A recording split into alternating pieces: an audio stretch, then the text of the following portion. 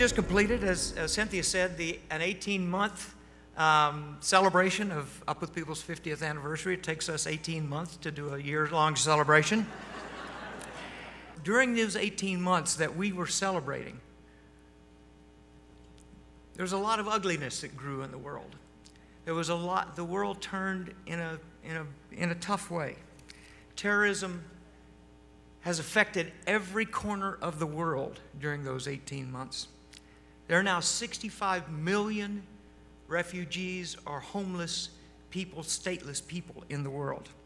During the 18 months we celebrated our 50th anniversary, over 1.5 million refugees, migrants came across the water and into Europe, changing the makeup of Europe, and now those countries are having to figure out how do you absorb that kind of influx of new people into your societies, into your cultures.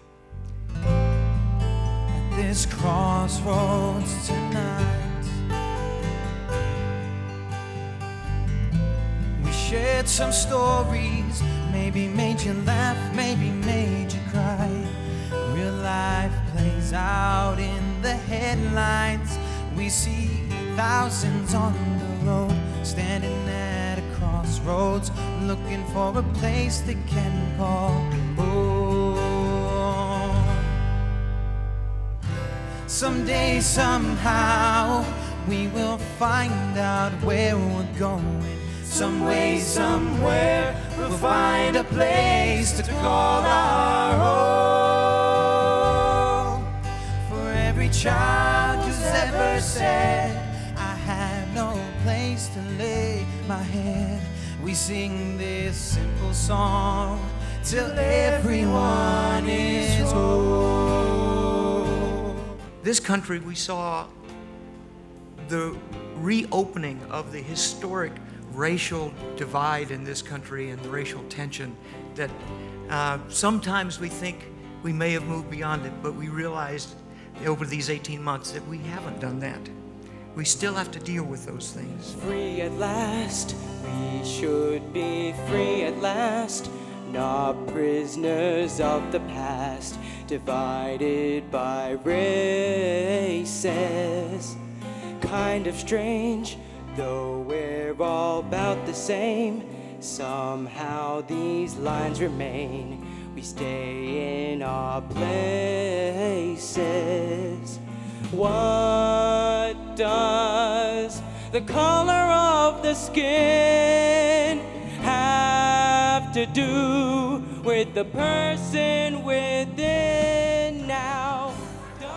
There's a statement that lingers with me, and it was said on the night before we became the 21st century. And it was said by the man who was in charge of the Library of Congress, and he was on television. And they said to him, what do you think is the most important thing for the 21st century? He said like that, most important thing is whether the youth from the Western world can build common ground and friendship with the Muslim youth. That was 16 years ago. If we could reach the positive Muslim youth who also are waiting to have their voice, as you were given a voice in the 60s, why can't we do that? I lay that upon you. I believe we can do it. Does it really matter? Does it really matter? Well, I really don't know. Take it past the color zone and you get right down to the bone. Tell me, does it really matter? Does it matter at all?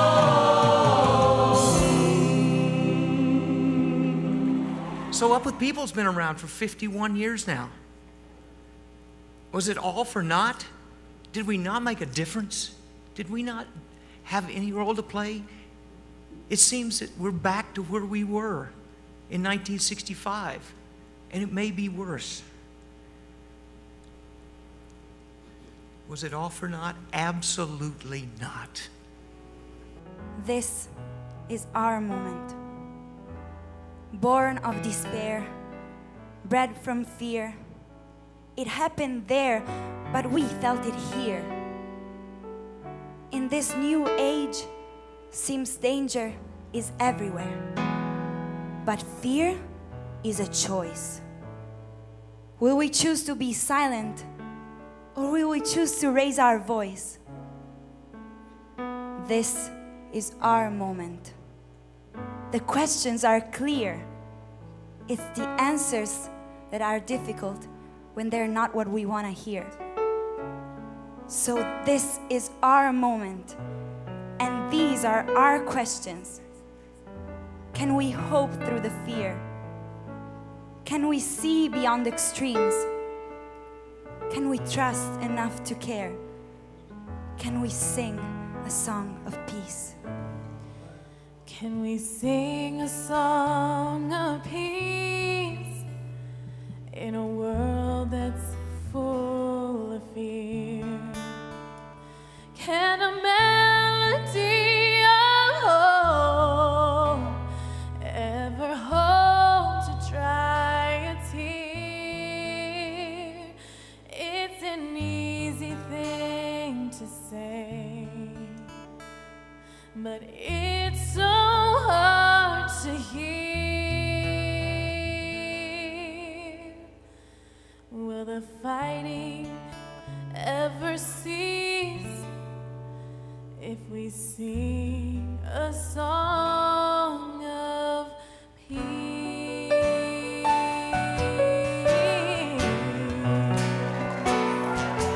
We tend to judge other groups by their worst examples,